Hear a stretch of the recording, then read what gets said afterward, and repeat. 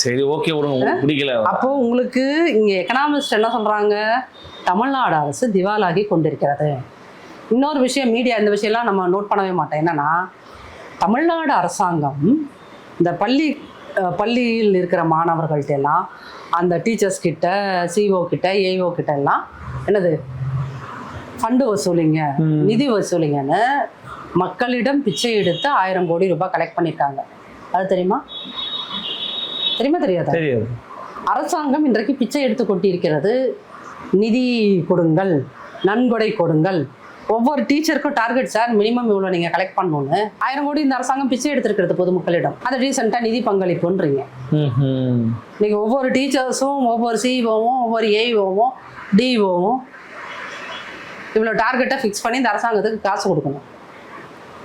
ஏன் காசு கொடுக்கணும்? நீங்கள் சொன்னீங்களே, இந்த பட்டியல் போட்டிங்களே, அதுக்கெல்லாம் காசு கொடுக்கணும்னா வாத்தியார் போய் என்ன பண்ணோம்? பாடம் இல்லை, பொதுமக்கள்கிட்ட போய் அம்மா தாயே பிச்சை போடு. இட்ஸ் ஹேப்பனிங், நடந்துகிட்டு இருக்கு. பிச்சை வாங்கிட்டு இருக்காங்க. இங்கிட்ட வந்து 870 கோடி 880 கோடி வேலை வாங்கி தரோம்னு சொல்லி நிரூபிக்கப்படாத குற்றச்சாட்டுங்க. என்னங்க நீங்க என்னமோ நிரூபிச்சுட்டு தூக்கிட்டு போய் ஜெயிலில் போட்ட மாதிரி யாரா உங்களுக்கு புகார் கொடுத்தாங்களா? யாரா வந்து உங்கள்கிட்ட இல்ல எடப்பாடி ஐயா கிட்ட வந்து, ஐயா இந்த மாதிரி வந்து நான் ஏமாந்துட்டேன் ஐயா, இல்லை நான் துட்டு கொடுத்துருக்கிறத நான் பார்த்தேன் உன்ட்டு ஆதாரத்தை கொடுத்தாங்களா? இல்லை, என்னோட ஃபேஸ்புக்கில் ஒருத்தர் நான் பாதிக்கப்பட்டேன்னு சொல்லி கொடுத்துருக்காரு. அதை அப்படியே காமிச்சேன்னா நீங்கள் போட்டுறோம். ஐடென்டிட்டியை மறைஞ்சிட்டு துபாயில் இருந்துட்டு அவர் இங்கே வந்து துபாயில் வேலை பார்க்குறாரு. இருந்தாலும் அவருக்கு 47 வயசு ஆயிடுச்சு.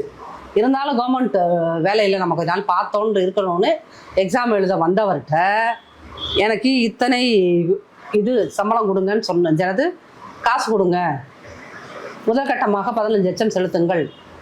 அந்த வாட்ஸ்அப் தகவல் இருக்கு, காமிச்சா போடுவீங்களா?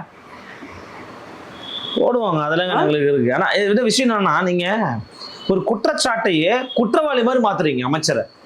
சரிங்க சார், நீங்க வந்து உங்க இதுல குற்றவாளி நேரு மட்டும் கிடையாது. உங்க பாயிண்ட்டுக்கே நான் வரேன்.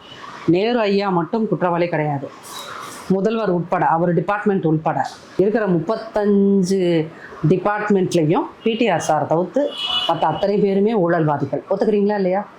எனக்கு தெரியாதுங்க, நீங்க எதிர்கட்சி சொல்றீங்க, என்னைய போய் கேட்குறீங்க, என்னைய மாட்டி விட பாக்குறீங்க நீங்க. அப்ப நீங்க ஒத்துக்க மாட்டீங்க. தெரியாதுங்க, டேட்டா எல்லாம் எப்படிங்க நீ ஊழல்வாதின்னு சொல்ல முடியும்?